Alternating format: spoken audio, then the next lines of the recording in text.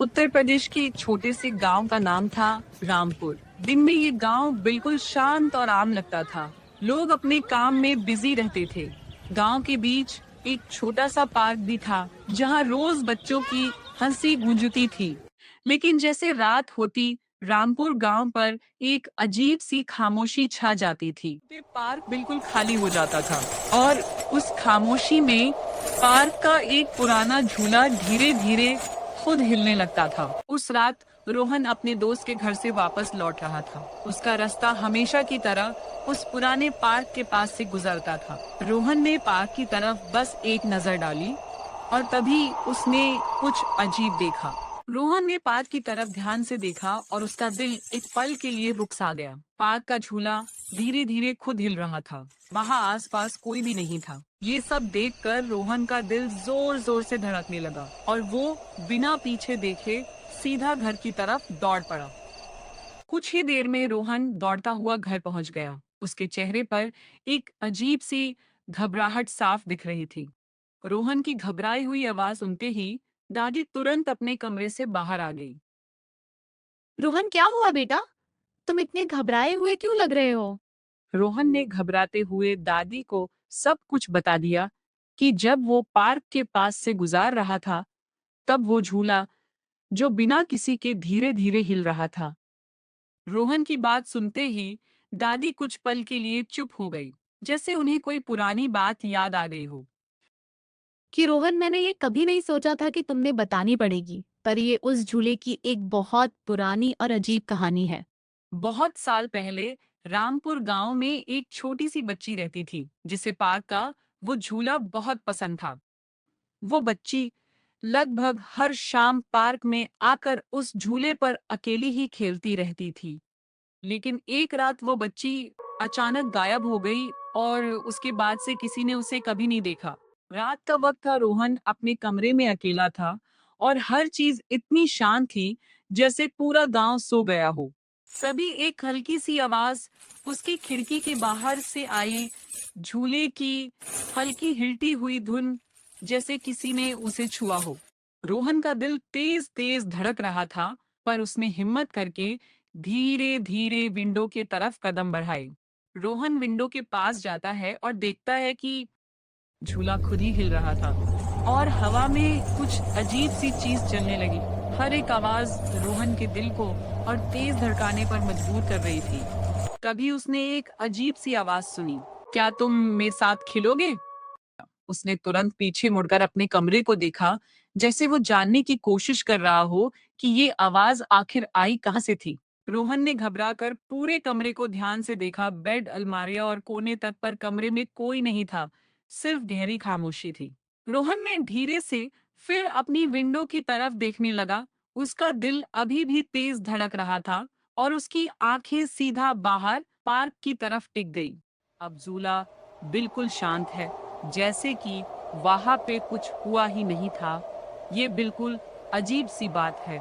झूला शांत होने के बाद वह ये सोचकर कि शायद ये सब उसका वहम था, वह धीरे से बेड पर बैठ गया।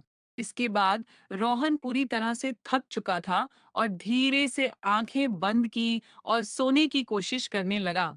कमरा बिल्कुल शांत था और रोहन आंखें बंद करके सोने की कोशिश कर रहा था।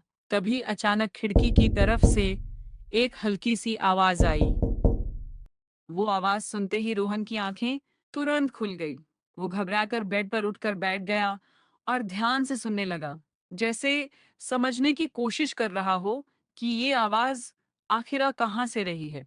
कमरे में फिर से खामोशी छा गई। रोहन बेड पर बैठा हुआ ध्यान से सुन रहा था और तभी एक धीमी डरावनी आवाज सुनाई दी, क्या तुम मेरे साथ खेलोगे? वो आवाज फिर से सुनते ही रोहन का डर और बढ़ गया। वो बेड पर बैठा हुआ घबरा कर पूरे कमरे को देखने लगा। रोहन अब और नहीं सह पाया। वो घबरा कर बेड से तुरंत खड़ा हो गया और डर के मारे जोर जोर से दादी को बुलाने लगा। रोहन की घबराई हुई आवाज पूरे घर में गूंज गई, दादी दादी, जल्दी आइए। कुछ ही पालों बाद दादी जल्दी जल्दी उसके कमरे की तरफ आई और दरवाजा खोलकर अंदर आ गई। दादी को देखते ही रोहन थोड़ा संभला, पर उसके चेहरे पर डर अभी भी साफ दिख रहा था। उसने घबराते हुए दादी को बताया कि पार्क का पुराना झूला अपने आप हिल रहा था और किसी की डरावनी आवाज उससे बुला रही थी। रोहन को इतना डरा हुआ देखकर दादी ने उससे शांत करने की कोशिश की।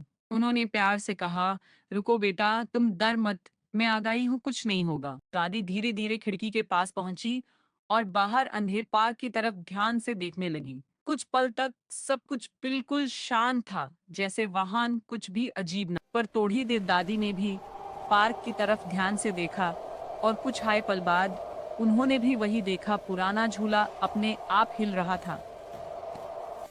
बेटा, जो तूने देखा था वही मैंने भी देखा। अब तुम्हें डरने की जरूरत नहीं है। रोहन ने सिर हिलाकर दादी की बात समझी और थोड़ा शांत हुआ।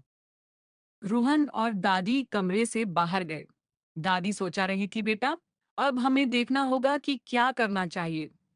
रोहन थोड़ा डर के साथ उनके पीछे चल रहा था। बेटा, लगता है हमें पंडित जी को बुलाना चाहिए। हम लोग पार्क और झूले के बारे में सोच रहे थे, तभी कुछ ही देर में पंडित जी भी आ गए। उनके आते ही रोहन थोड़ा डर के साथ उनके पीछे खड़ा था और सोच रहा था अब क्या होगा।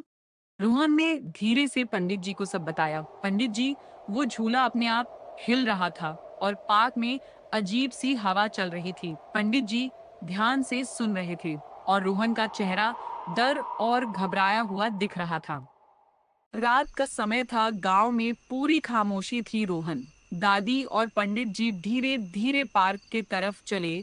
रोहन का दिल तेज तेज धड़क रहा था और वो सोच रहा था, क्या सब ठीक हो जाएगा।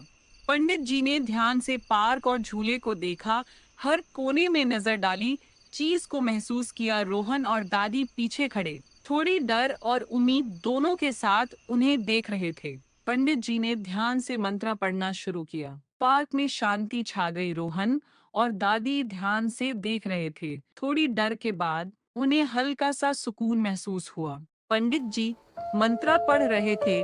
झूले से हल्की सी रोशनी निकालने लगी, जैसे कोई पुरानी शक्ति आजाद हुई हो।